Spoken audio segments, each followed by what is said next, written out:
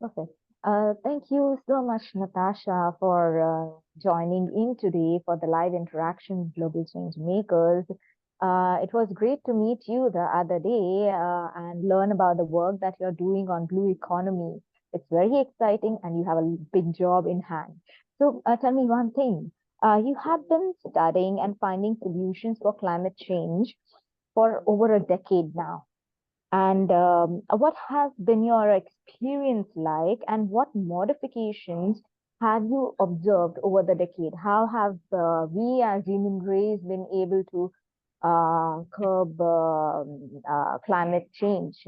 What is your experience on this in this space? Yeah, so I'm approaching climate change from a nature and biodiversity perspective or conservation perspective. And I think it's been really interesting to see how a lot of climate change solutions have historically been focused on carbon, methane, agriculture. And right now, there is a lot more discussion around talking about the oceans and talking about communities and how local stakeholders are also really important as part of the solution and thinking about what are the different ways we can incorporate nature-based solutions into our climate change action. So for me, it's been really exciting to advocate more for ocean policies to make sure that it's front and center and make sure it's not just an afterthought when it comes to climate action. Great. And what are some of the major significant changes that you have seen in policies or implementations in the past one decade?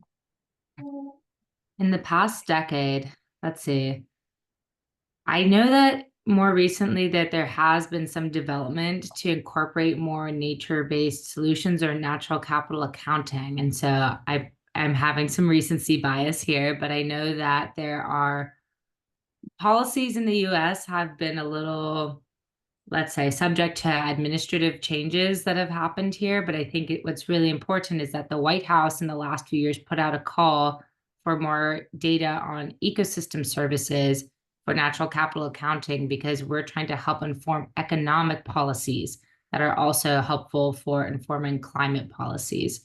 So in that sense, while I can't name any specific ones, I know that there's momentum and attention towards not only just looking at how do we protect an area, but how do we also think about all of its co-benefits to people?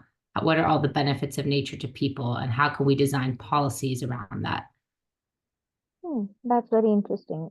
As you are presently working on natural capital projects, would you like to share some more things about your research and what have been the fundamental experiences or things that you would like to propose?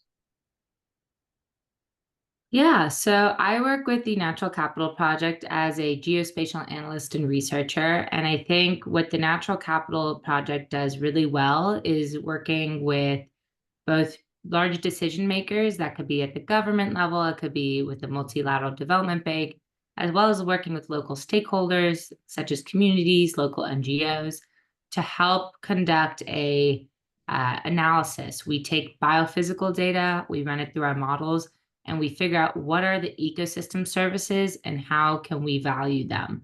And from there, we can provide this information back to decision makers so they can make more strategic investments in conservation.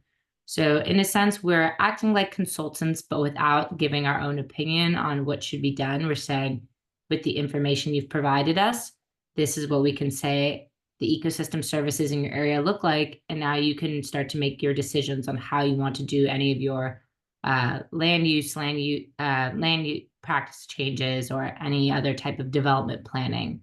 So I would say our work is really exciting in that we're helping to push the needle on mainstreaming nature in decision making. Yeah.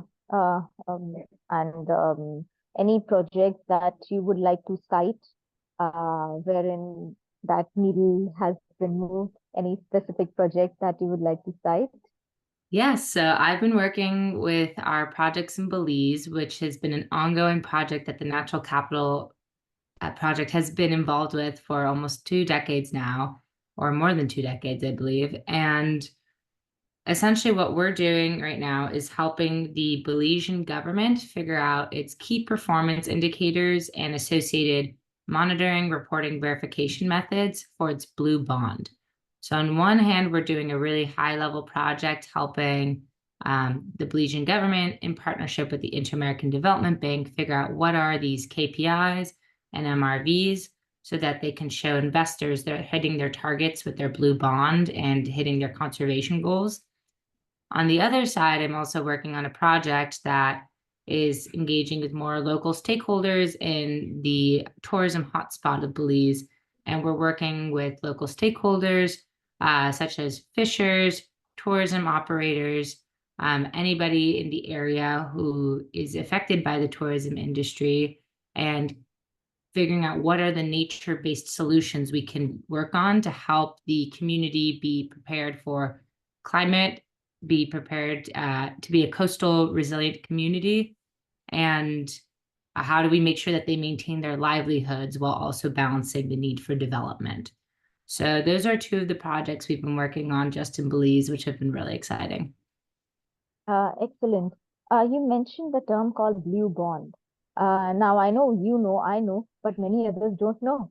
So would you like to share a little bit what it means and how does it contribute to the green economy?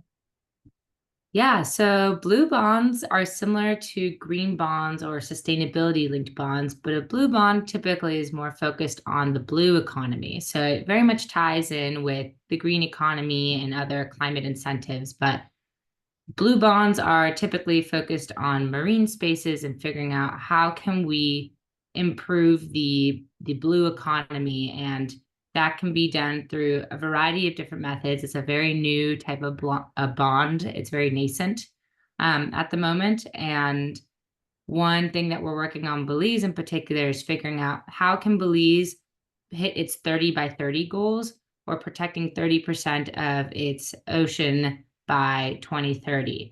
And Belize is trying to be very smart about how it does this and saying, can we, for example, target mangroves and mangrove restoration and protection that will help hit its 30 by 30 goals, but also its nationally determined contribution goals to reduce its carbon footprint. But not only that, Belize is a carbon sequestering country. So for them, it's really important to be able to hit these goals set in the Paris Climate Agreement and other international policies and or agreements. And the blue bond essentially is a way to bring in some different investors so that they can help give money to Belize to reach these goals. And if Belize reaches their goals, they can then get a return on the investment and show investors that this is worth their money. And it is actually not only good for the local economy and climate, but it's also, it is actually something that's profitable to be investing in nature. Lovely. That's a great concept, and I'm sure that it would help us to accelerate the process to achieve sustainable development goals. Now, since you have been in this space, what are the policies that you think that government should introduce in order to benefit the water bodies and the blue economy? Yes. So I think some policies that would be really helpful would include having sometimes more clear jurisdiction on who could be governing a space. I know that there are sometimes issues when you've got, for example, a ship that might have the flagship of Panama. It might be on the coast of Costa Rica, but the crew could be from the Philippines. So who's in charge of governing or who's in charge of this ship? Would it be Panama? Is it Costa Rica? Is it the Philippines? So I think having some clear guidelines when you're thinking about offshore fishers coming in, when it comes to more local action and local policy, I think having more policies where you are required to bring in nature into your cost benefit analyses when you're thinking about the development of a project is incredibly important. So when you're thinking about economic development, are you actually accounting for all the externalities of nature when you're trying to do your trade-off in your analyses of does development here make sense in the long term? I also think that many development practices should be considering payments for ecosystem services. So figuring out like what are ways that we can also start to build a market there to say like, well, what if we help buy some land, or we'll pay you to help maintain and conserve your land, because it has a wider community benefit. So as far as policies go, I would say capturing more ecosystem services in your cost benefit analyses, having some clear jurisdictions on like who is in charge of monitoring certain projects and or certain issues when it comes to marine spaces. And I would also say policies that incorporate more payments for ecosystem services would be great starts. Excellent. We would make some recommendations to the people that we know in the position who can make differences in the system. Now, lately there have been initiatives of desalination of water bodies. What are your thoughts on this? I am not an expert in desalination of water bodies, but I do think it is an interesting challenge. I think so long as the ecology of an area can be monitored, I think sometimes when we come up with these exciting tech solutions, it's easy to demonstrate how it works in a lab, but real life looks so different because you have to think about the ecology of an area and how all of the living things might also interact with and change the chemistry of the water. And how is desalination of the water going to also affect the local pH, the alkalinity, potential for carbon drawdown, but then life really always has a way of trying to balance things out and reacting in surprising ways. So I would say just as long as there's really close monitoring of the ecology and how that could also affect the potential outcomes and benefits, it's important to consider that the risks that can come there as well. Yeah, excellent. Now, in the coming decade, what would be the major trends according to you to conserve the water bodies? Major trends for conserving water bodies. I think right now there is a lot of momentum for protecting more areas, but marine protected areas on their own can already be really contentious. So I think it's important to consider when you're hitting your 30 by 30 goals, for example, are you just now protecting a part of the ocean that nobody accesses anyway? Are you actually protecting areas that are close to shore but are really important to local stakeholders and community members? So making sure that protected areas and protecting parts of the ocean are designed with people in mind, and making sure that you understand how are people interacting with the space so you can have it work to the community's benefit, but also maybe your targets with protecting more waters. So just making sure that they are people and nature-centered designs in unison, I think is really important, because if you just start boxing out places that need to be protected, again, people are smart and always find a way, or will tell you like, this is destroying our livelihoods. And you need to be very mindful of how you are able to then gather support in the future and actually have a sustainable, long-term, positive climate action. Perfect.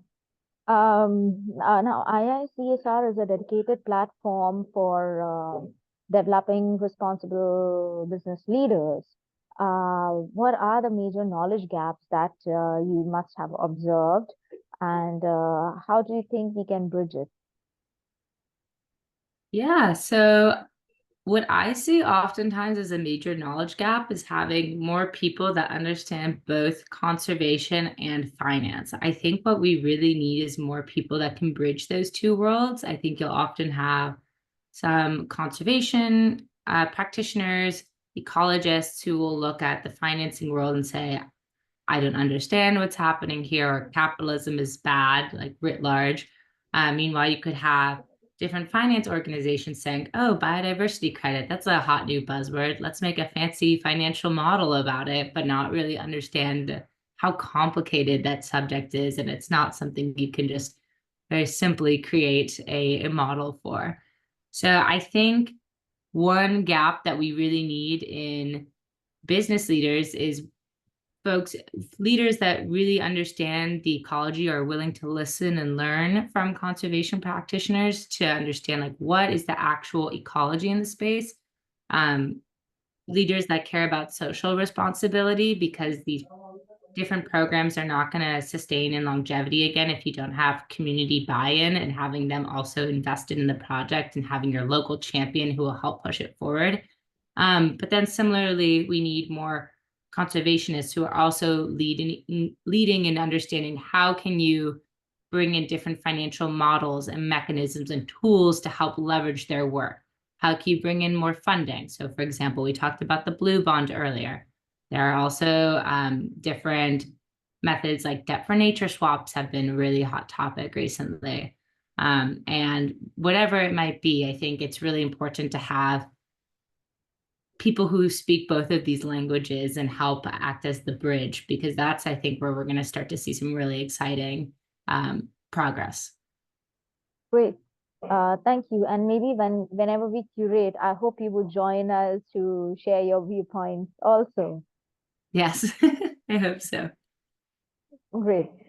Thank you so very much, Natasha, for your time. And we really appreciate the knowledge that you have shared. And I hope we could work together towards educating and helping others implement these concepts in their work. Absolutely. I'd be so delighted to help in any capacity I can. Thank you so much. And we wish you all the best. And yeah, let's stay in touch. Yes, I'd love that. Thank you. Thank you.